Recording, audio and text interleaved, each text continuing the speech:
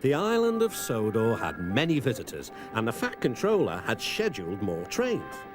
Gordon, the big engine, had to work harder than ever before. "Come on," he called to the coaches. "Come on, come on, come on. The passengers rely on me to be on time."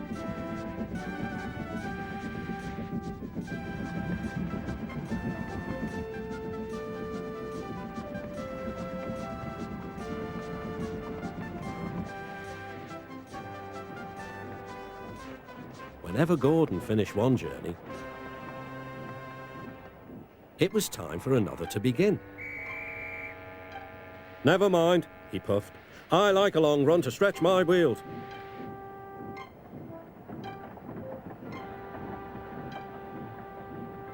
Even so, the Fat Controller decided that Gordon needed a rest. "James shall do your work," he said kindly.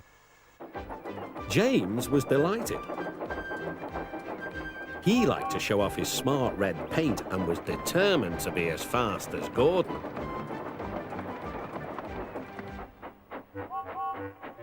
"Look at me! I'm the smartest, most useful engine on the line." "You know, little Toby," he boasted, "I'm an important engine. Everyone knows it. I'm as regular as clockwork, never late, always on time." "Says you," replied Toby. Just then, the Fat Controller arrived. "Your parts are worn, Toby, so you must go to the works to be mended." "Can I take Henrietta, sir?" "No. What would the passengers do without her?" Toby saw Percy by the water tower. "Don't worry, Toby. I'll take care of Henrietta until you get back."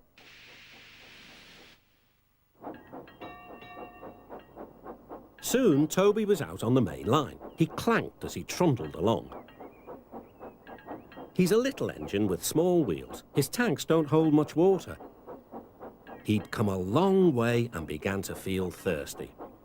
In the distance was a signal. "Good," he thought. "There's a station ahead. I can have a nice drink and a rest until James has passed." Toby's driver thought so too. Toby was enjoying his drink when the signalman came up. He had never seen Toby before. Toby's driver tried to explain, but the new signalman wouldn't listen. "We must clear the line for James with the express. You'll have to get more water at the next station." Toby clanked sadly away. Hurrying used a lot of water and his tanks were soon empty. Poor Toby was out of steam and stranded on the main line.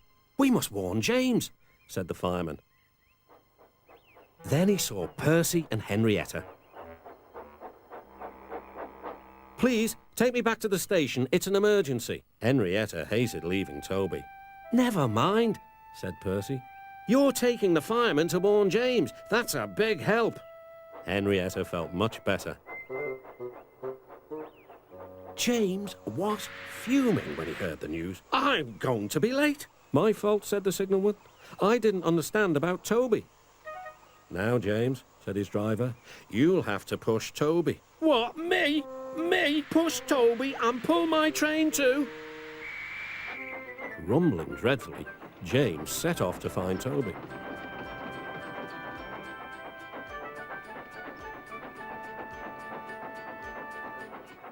He came up behind Toby and gave him a bump.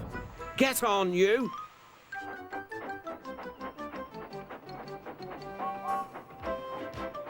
James had to work very hard.